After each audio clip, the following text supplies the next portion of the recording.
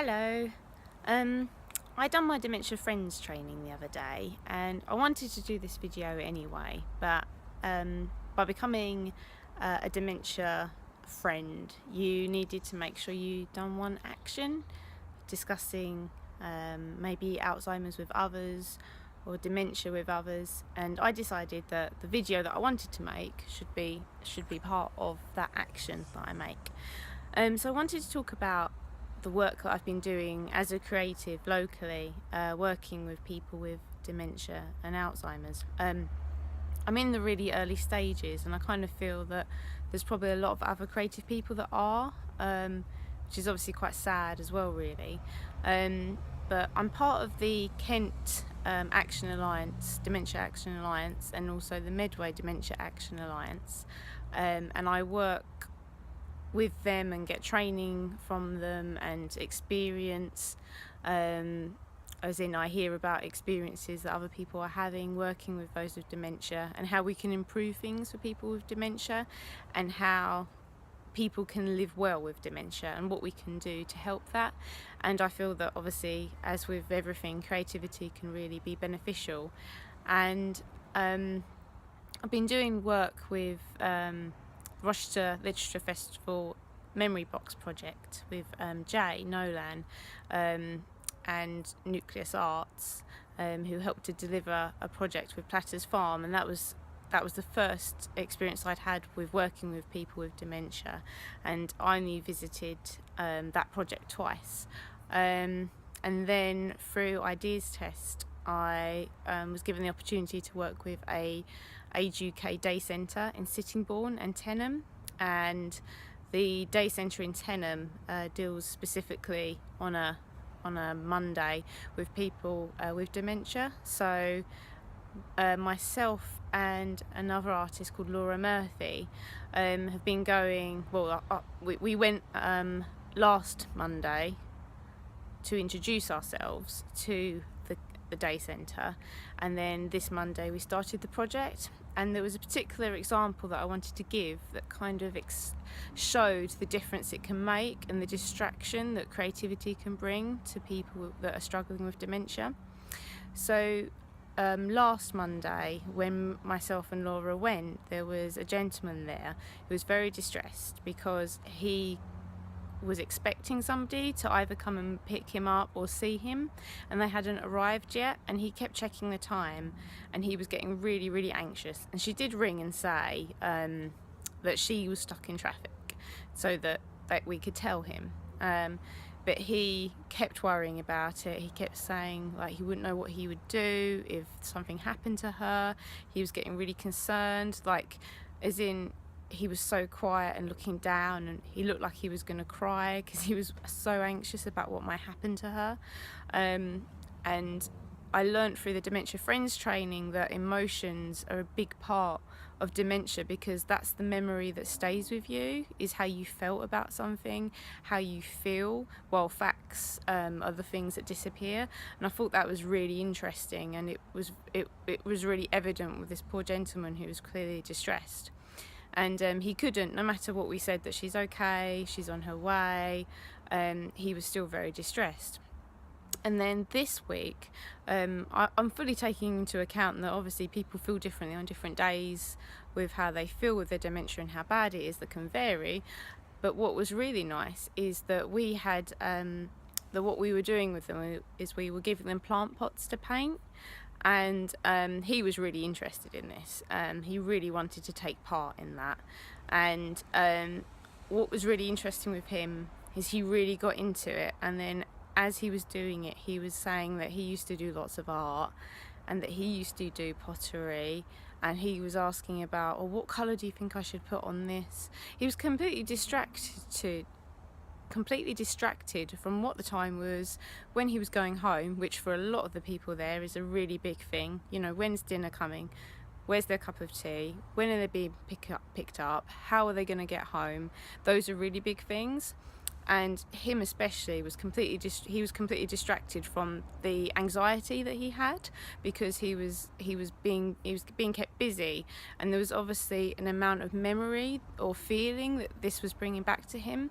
And obviously I couldn't draw him out exactly to find out whether how much art he used to do and how much pottery he used to do, but he had some type of memory there that this was bringing back, which I thought was absolutely wonderful. And he wasn't anxious.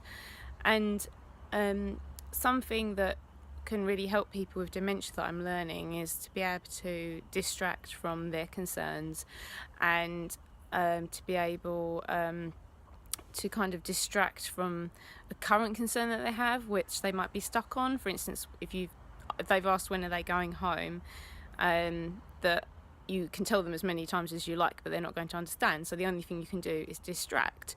So therefore, something like creativity can be really, really important for things like that.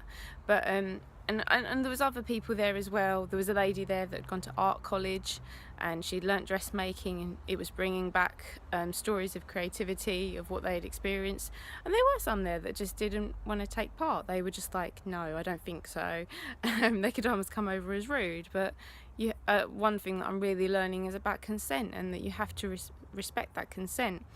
And you can maybe try and convince people to take part, but actually the best people to do that wasn't us in that situation. It was the people there that were caring for the people, that were supporting them.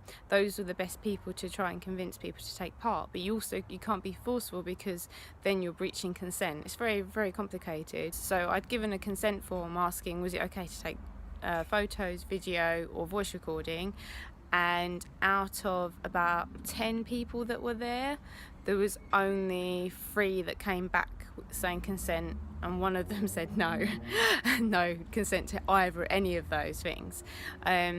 So I was quite restricted on what I could record, and also I'd done it as a trial to see if in the future, when I'm pushed, because fortunately I haven't been pushed by Ideas Test to gather that research, but I wanted to know for the future reference, how easy would it be to gain that consent. And I've kind of realised that you've really, I felt like I worded things in the best way with the consent form, but maybe not. Maybe I needed to explain everything to that family member that was going to give consent, and to maybe explain as well why we felt it'd be important to be able to share the experience that we had by working with their family,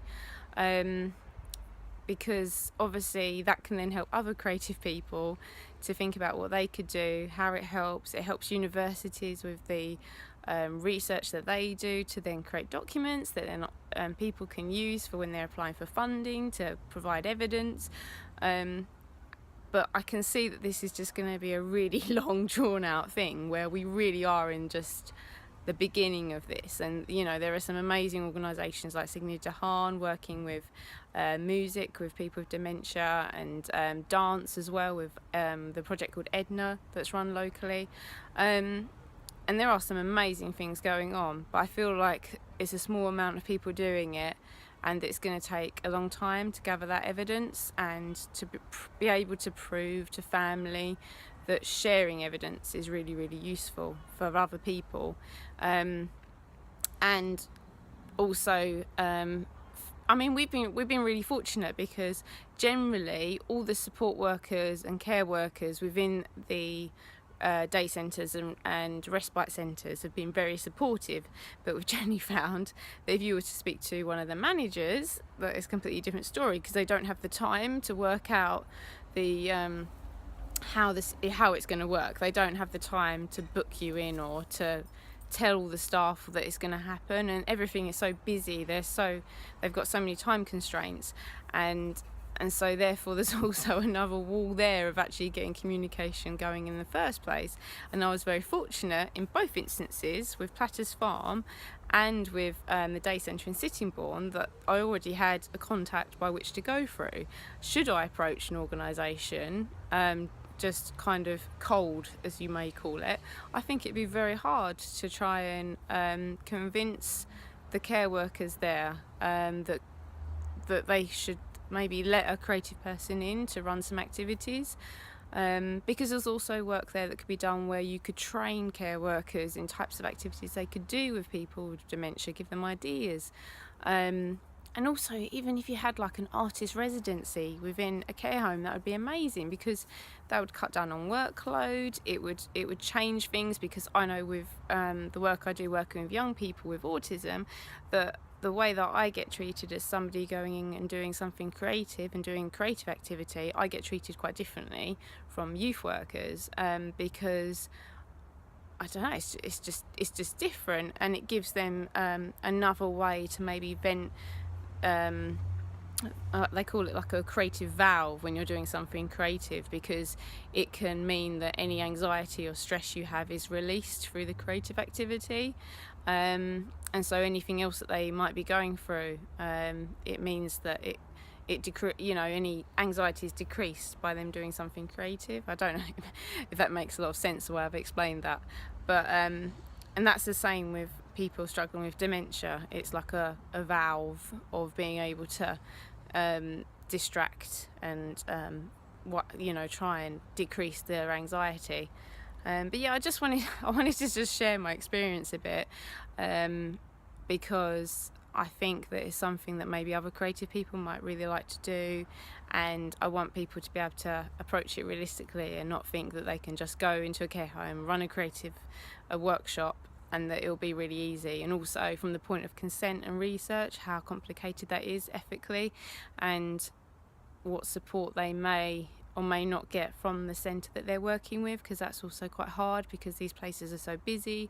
And I'm really coming from a point of view of somebody with a very small amount of experience, and I just wanted to share that, because I'm learning all the time with that, and it's something that I want to continue to develop and to understand better, and I think it's really, really important that we help these people which are struggling with dementia, and help them to live well and to enjoy their life, because they can. There's plenty that they can do, but like some of the older people that I've worked with, they've said there's so much they want to do mentally, they have all the energy mentally, but physically they just can't. So we need to be thinking about alternative ways to be able to get activities to them, to be able to provide them with the means to be able to do more, and to empower. That's the really big thing, and that came over in the Dementia Friends training a lot, that we want to be able to empower people to be able to live independently, to live well, and if they're in a situation where they think that it's the 1950s, 1960s, 1970s, this is only going to progress, that we enable them with the tools to be able to feel like they are living in that time. Why not? It's not doing them any harm. You can't convince them that it's 2016. Nothing you say is going to do that. So just there's nothing wrong in that. Just make them feel better about their life that they have today, and help them to be happier, because that's what really matters. So hopefully I can do another video soon about what I'm experiencing, and I can tell you more about any different experiences I've had with the work that I'm doing, and hopefully it will develop further. Thank you for watching.